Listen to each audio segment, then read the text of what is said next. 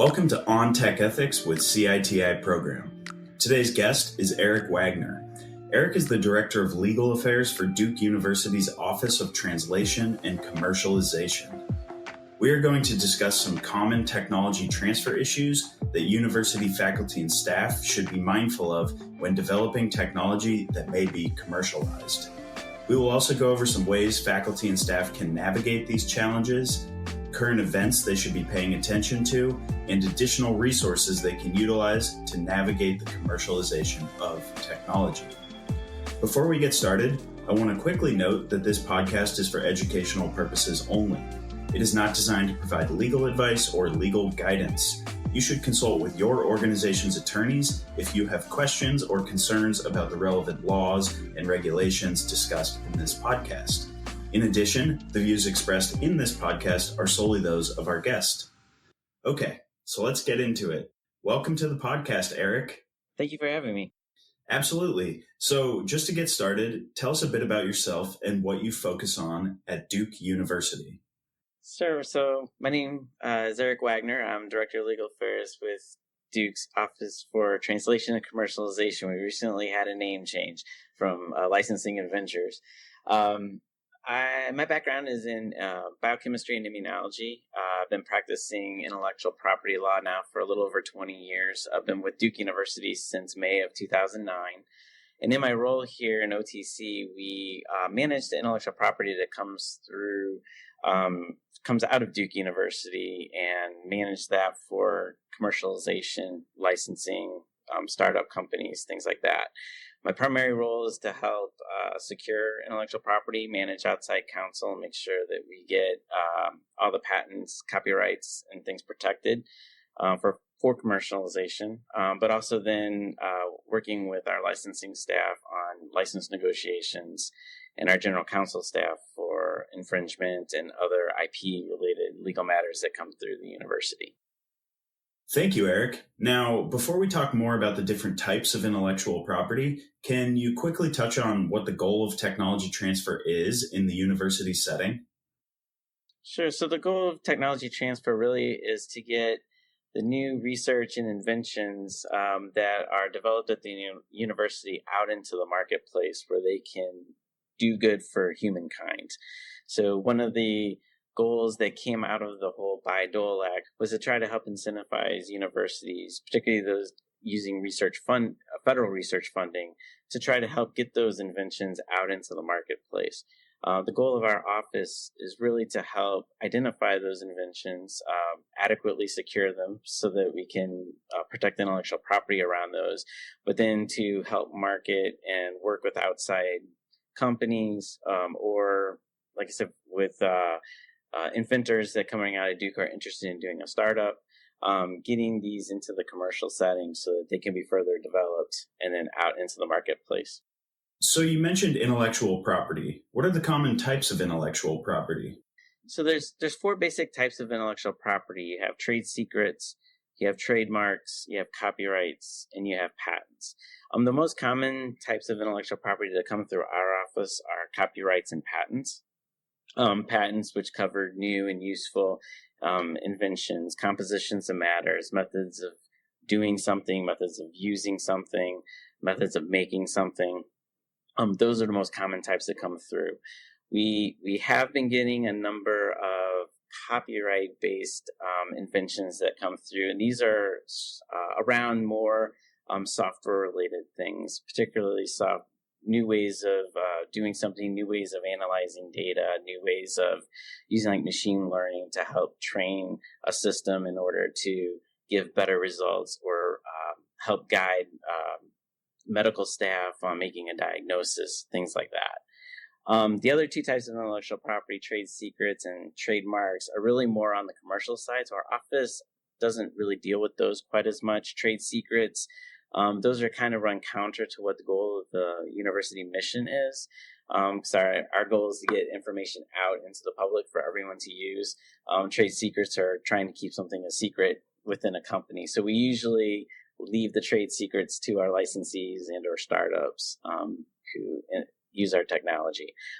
Similar with trademarks. Trademarks are really used to identify a product or good in the service in the marketplace. That's, again, something that's more driven by our licensees or our startup companies. So we generally defer to trademark protection to them.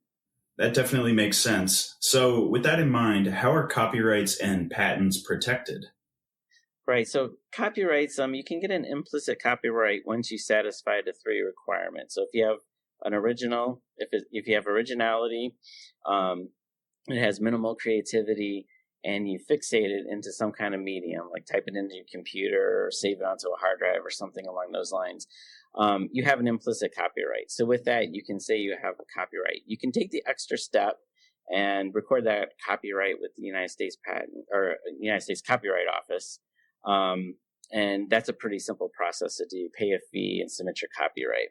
The patents, on the other hand, are a little bit more involved and more expensive. Those you have to go through the U.S. Patent and Trademark Office.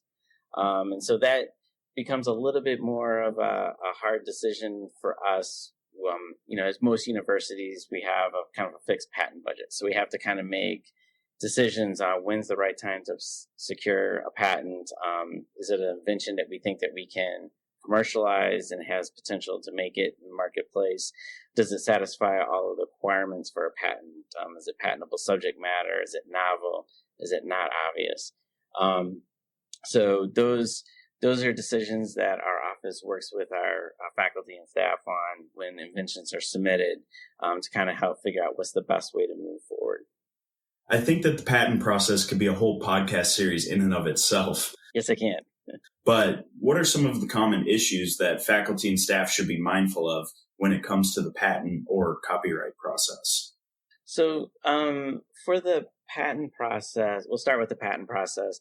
I would say some of the most common issues that pop up are disclosures. So you always need to stay in front of the inventor's academic responsibilities, and that is to publish and to go speak at conferences. And now that COVID's over, all of the conferences are starting back up again, and so the imminent disclosures are becoming a lot more common. So it's important that we stay in front of that as a public disclosure before we file a patent application. It can become a patent bar. So working with your tech transfer office and ensuring that you keep them up to date on what's happening and what your speaking and publishing schedule is looking like is going to be really important.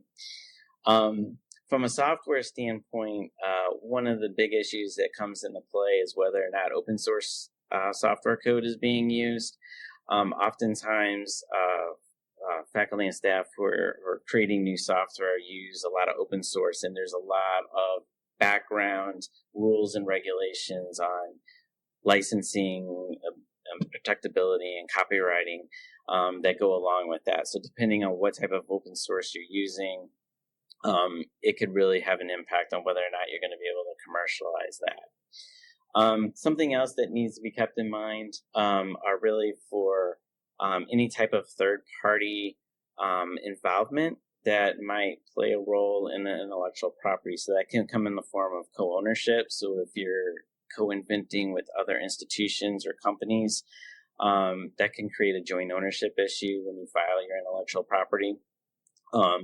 Any kind of grant support or other type of funding, whether it comes through a foundation from the federal government or through a sponsored research agreement with another company, there's oftentimes intellectual property rules that go along with that as well. So that could also have an impact on how you can protect your intellectual property, where you can do it, and whether or not you're going to be barred from doing certain licensing activities or commercial activities. So it's important to have all of that information up front as you're coming up with your IP strategy, so you can take all that into account and come up with the best path to move forward. So just for quick clarification, you mentioned tech transfer offices. Can you provide a quick overview of the role of a university tech transfer office? Yeah, so most universities who have a research program have some type of tech transfer office, and this is the office that's going to be responsible for really being the interface between the university and the marketplace.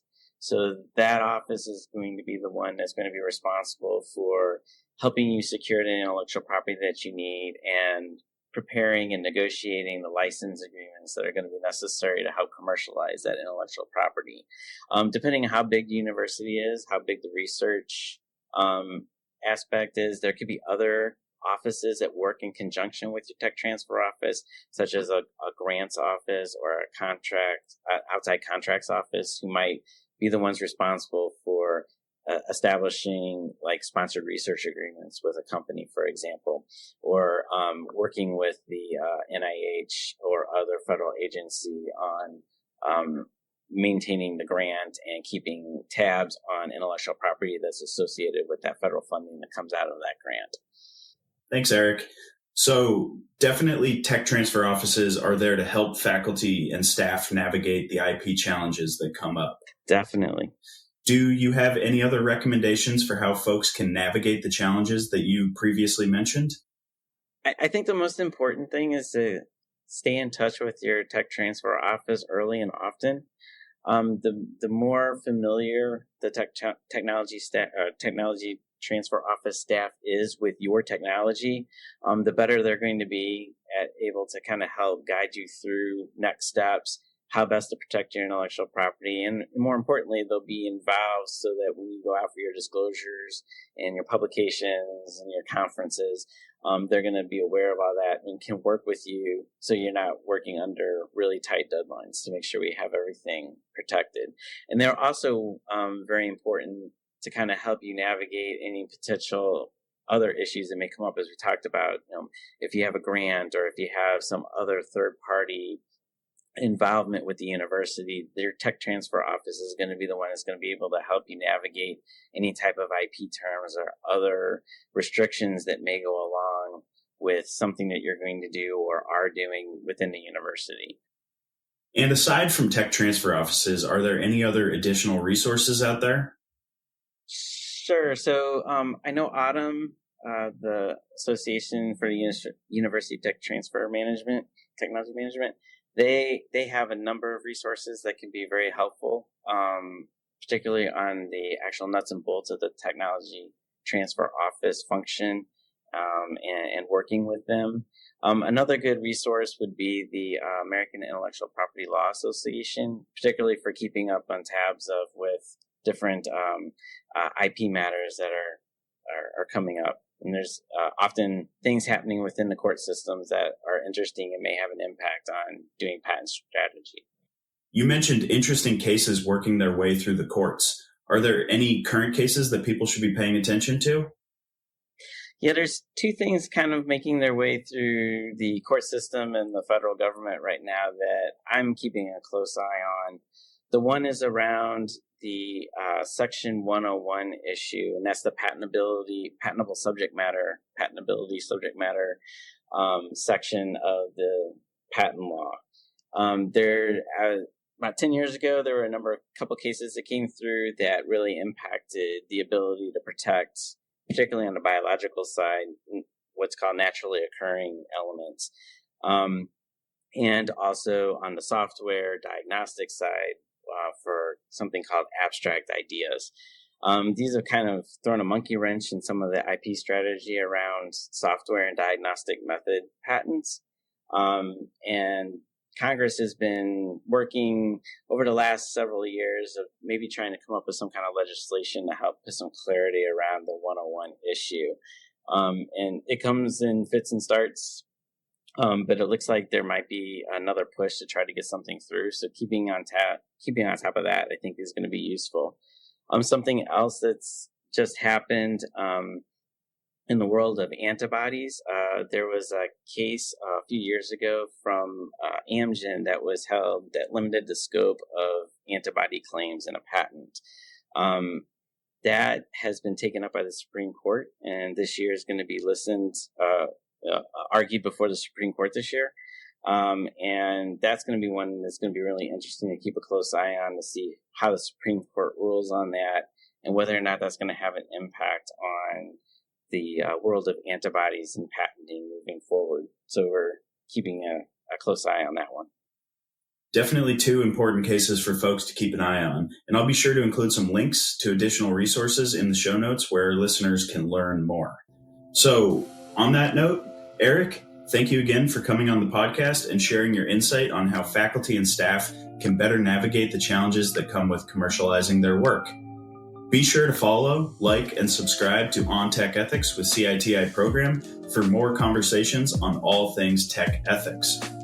I also invite our listeners to review CITI program's Technology Transfer course, which provides a comprehensive overview of university technology transfer and commercialization processes, including partnering with a technology transfer office, protecting intellectual property, establishing appropriate agreements, and licensing to or starting a new company. All of our content offerings are available to you anytime through organizational and individual subscriptions. Please visit citiprogram.org to learn more.